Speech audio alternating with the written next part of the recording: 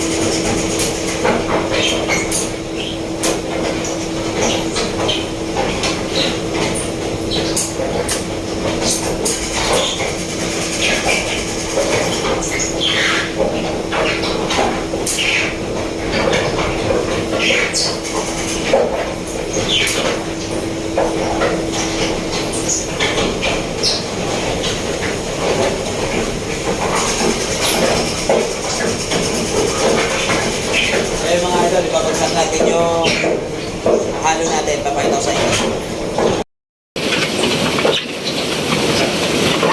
Ayun mga idol, yan yung halo natin 3/4.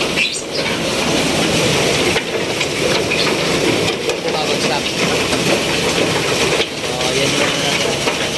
So yung mga idol, pagkatapos na mga idol natin ibagsak yung yung halo, mayroon tayong helper doon na maglilinis ng yung pinakabunganga. Yan. Panoorin nyo. So ayan mga idol, lilinisan nyo yan mga idol para pang finish product na yan. Pagka nalinisan yan, alis na yan mga idol. Ito ang ating trabaho. Okay, ito po yung planta namin. Ay yung kumpanya. Abante.